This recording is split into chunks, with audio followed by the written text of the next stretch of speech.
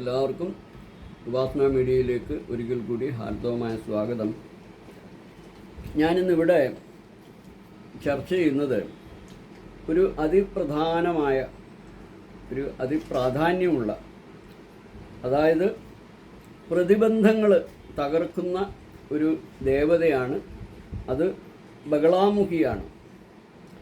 അപ്പോൾ നമ്മൾ ബഗളാമുഖിയെക്കുറിച്ച് പഠിച്ചെടുത്തോളൂ.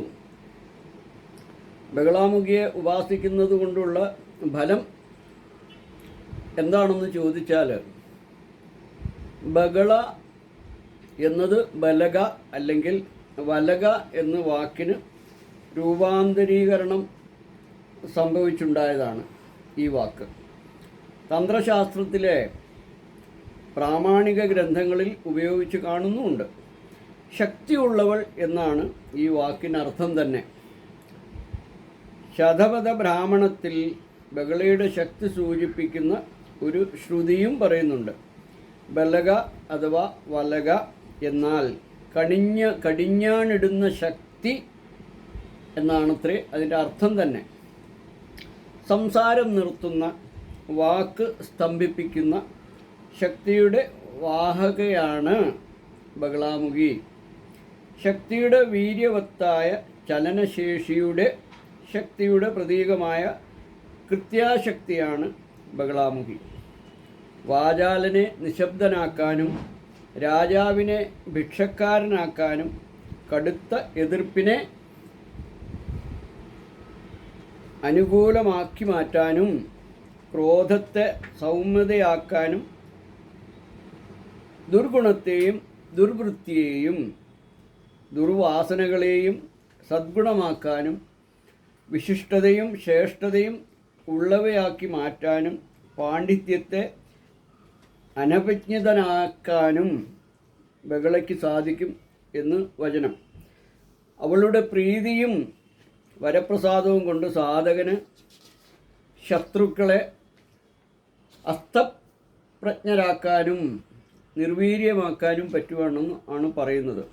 അവരുടെ വാക്കും പ്രവൃത്തിയും സ്തംഭിപ്പിക്കാം, കാറ്റും മഴയും മേഘങ്ങളും മാറ്റാം, തൻ്റെ മുന്നോട്ടുള്ള പ്രയാണത്തിന് വിഘാതമായി നിൽക്കുന്ന ഏത് പ്രതിബന്ധങ്ങളെയും തുടച്ചു മാറ്റി മുന്നേറാനുള്ള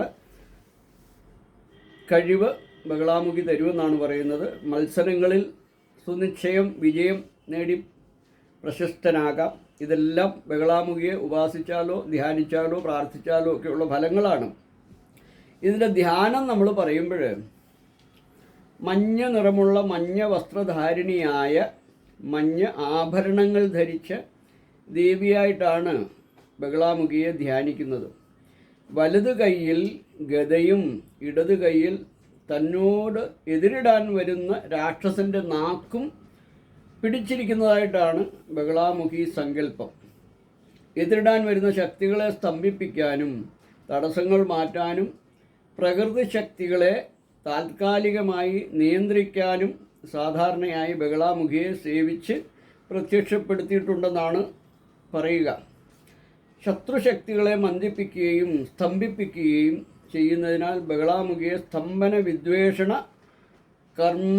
കർമ്മങ്ങളിൽ ഉപാസിച്ച് പ്രത്യക്ഷപ്പെടുത്തി കാര്യസിദ്ധിക്കായി വിനിയോഗിക്കാറുണ്ടായിരുന്നത്രേ. മഞ്ഞ നിറമുള്ള വസ്ത്രമണിഞ്ഞാണ് സാധകൻ ബഗളാമുഖി സാധന നടത്തുക. മഞ്ഞക്കുറികളും മഞ്ഞ പുഷ്പങ്ങളും അണിഞ്ഞ് മരമഞ്ഞൾ മാല ധരിച്ച് വേണം ഉപാസിക്കാൻ എന്നാണ് പറയുക. ജീവദായകമാണ് മഞ്ഞ നിറം. അത് അറിവിൻ്റെ നിറമാണ്. രോഗാണുക്കളെ നശിപ്പിക്കുന്ന നിറമായ മഞ്ഞ ബ്രഹ്മചാരികൾ ധരിക്കുന്ന വസ്ത്രത്തിൻ്റെ നിറവുമാണ്. തിളങ്ങുന്ന മഞ്ഞയുടെ നിറം മറ്റു നിറങ്ങളോട് ചേരുമ്പോൾ വർദ്ധിക്കുന്നു എന്ന് പറയുന്നു. കിഴക്കോട്ട് തിരിഞ്ഞാണ് സാധകൻ ഇരിക്കേണ്ടത്. കിഴക്ക് ഊർജത്തിൻ്റെയും പ്രകാശത്തിൻ്റെയും പ്രഭവ സ്ഥാനമാണ്. പ്രാണായാമം ചെയ്യുന്ന സാധകൻ കുംഭകം, അതായത് ശ്വാസം ഉള്ളിൽ പിടിച്ചു നിർത്തുന്ന പ്രക്രിയ ചെയ്യുമ്പോൾ ബഗളാ ബീജമന്ത്രം ആയ ഹ്രീം ചൊല്ലി ധ്യാനിക്കുന്നു എന്നാണ് പറയുക. സിദ്ധവിദ്യയായ ബഗളാമുഖിയുടെ ശിവൻ ഏകവക്ത്ര മഹാരുദ്രനാണെന്നാണ് പറയപ്പെടുന്നത്. ദാരുണ രാത്രിയിലാണ് ധുമാവതിയെ ഉപാസിക്കുന്നതെങ്കിൽ ബഗളാമുഖിയെ ഉപാസിക്കുന്നത് വീരരാത്രിയിലാണെന്ന് പറയുന്നു. ഞാനിവിടെ ധ്യാന ശ്ലോകം പറയുന്നുണ്ട്. ആവശ്യക്കാർക്കത് എഴുതിയെടുക്കാം. സൗവർണാസന സംസ്ഥിതാം തൃനയനാം പീതാം ശുഗോല്ലാസിനീം ഹേമാഭാംഗരുചിം ശശാങ്കമുകുടാം സച്ചമ്പക സ്രഗ്യുതാം ഹസ്തൈർമുദ്ഗര പാശവജ്രരശനാ സംബിഭ്രതീം ഭൂഷണൈർ വ്യാപ്താംഗീം ബഗലാമുഖീം ത്രിജഗതാം സംസ്തംഭിനീം ചിന്തയേത്ത്.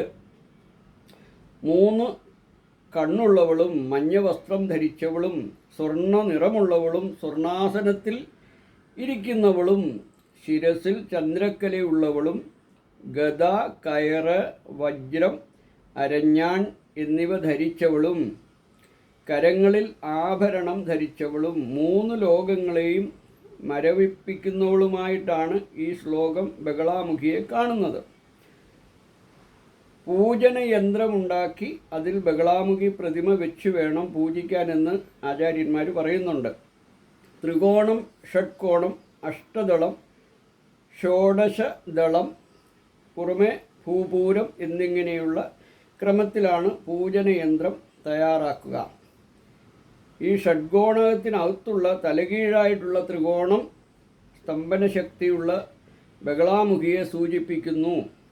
ത്രികോണ മധ്യത്തിലുള്ള പീതബിന്ദു സാക്ഷാൽ ബഗളാമുഖി ആണെന്ന് തന്നെയാണ് വിശ്വാസം. മന്ത്രം ഇതാണ്: ഓം ഹ്രീം ബഗളാമുഖി സർവദുഷ്ടാനാം വാചം മുഖം പദം സ്തംഭയ ജിഹ്വാം കീലയ ബുദ്ധിം വിനാശയ ഹ്രീം ഓം സ്വാഹ. ബഗളാമുഖി മന്ത്രം പ്രത്യക്ഷര ലക്ഷം ജപിച്ച് സിദ്ധി വരുത്തിയ ഉപാസകൻ ജപ ഹോമാദികൾ നടത്തിയാൽ ആകർഷണം, സ്തംഭനം എന്നിവ വളരെ എളുപ്പത്തിൽ സാധിക്കുന്നതായിരിക്കും.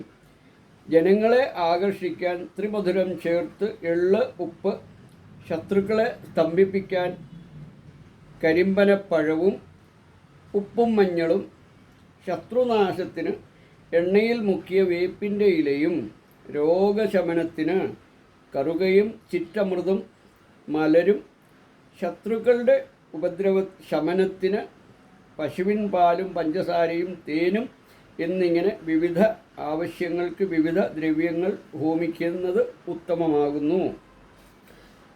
കിം പൂരിണ സാധകേന മന്ത്രഃ സമ്യകുപാസിത ശത്രുണാം ഗതി ബുദ്ധ്യാദേ സ്തംഭനോ നാത്ര സംശയഃ.